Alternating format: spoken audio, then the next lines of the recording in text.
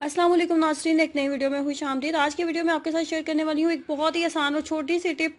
आपके किचन में वो चीज़ मौजूद है और जिसके साथ आप थिकनेस एक चटनी के अंदर ला सकते हैं। चटनी जो होती है वो पकौड़ों की, समोसों की, चिकन रोल्स आपने बनाए हैं, इस तरह की चीज़ों की जान होती है। अगर आपने पकौड़े बहुत मज़े के बनाए हैं, समोसे मज़े के बनाए हैं, चिकन रोल आप मज़े के बना चुके हैं, लेकिन आपकी चटनी मज़े की नहीं है, ना पतली है, पानी वाली है, तो वो बिल्कुल भी उसका मज़ा नहीं आता। तो चटनी के अंदर थिकनेस कैसे लेके आते हैं? ये जो चटनी है ये आप समोसे, पकोड़े, चिकन रोल किसी के साथ भी ट्राई कर सकते हैं। सैंडविचेस के साथ भी आप इसको ट्राई कर सकते हैं।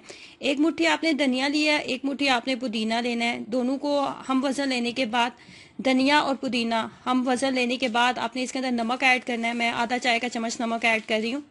आधा चाय का चम्मच हम इसके अंदर नमक ऐड करेंगे और आधा ही चाय का चम्मच मैंने इसके अंदर ज़ीरा ऐड किया था। ज़ीरे को पहले हल्का सा आप भून लें। इसका फ़ायदा ये होता है कि इसके अंदर एक अलग सा फ्लेवर आ जाता है, खुशबू जो होती है इसकी बढ़ जाती है और टेस्ट में भी ये बहुत मज़े का लगता है। उसके बाद 2 जवे लहसन के आपने लेने हैं, लहसन के 2 जवे भी इसके अंदर डाल दें। उसको उसको जितना फाइन आप ग्रेटर की मदद से कर सकते हैं वो कर लें। 4 खाने के चम्मच हमने इमली का पल्प लेना है। इमली का जो गूदा होता है वो हमने लेना है। 4 खाने के चम्मच हमने लेना है। उसके बाद क्या करना है, इसके अंदर सब्ज़ मिर्चें ऐड कर देंगे। 4 अदद सब्ज़ मिर्चें ली थी वो मैंने ऐड कर दी थी। मैं थोड़ा ज़्यादा स्पाइसी बना लिया था।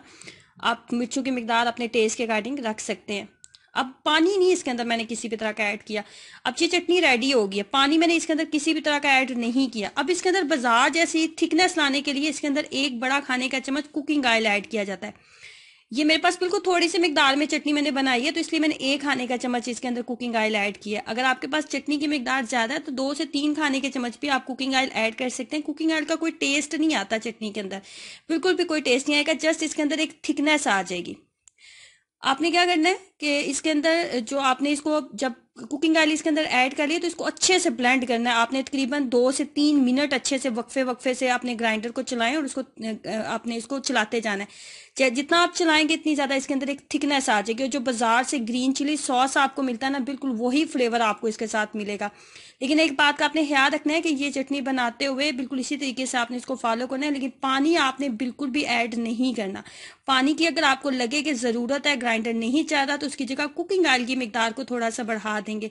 कुकिंग ऑयल से फ्लेवर में कोई भी इसके अंदर चेंज नहीं आता। जस्ट कुकिंग ऑयल क्या करता है, इसके अंदर एक थिकनेस लेके आता है और इसका टेस्ट जो है बिल्कुल बाजार जैसी चटनी जैसा आपको लगता है। और बहुत मज़े की ये चटनी जो बन जाती है सैंडविचेस के साथ, रोल्स के साथ, पकोड़े और समोसे के साथ ये चटनी बनाएं।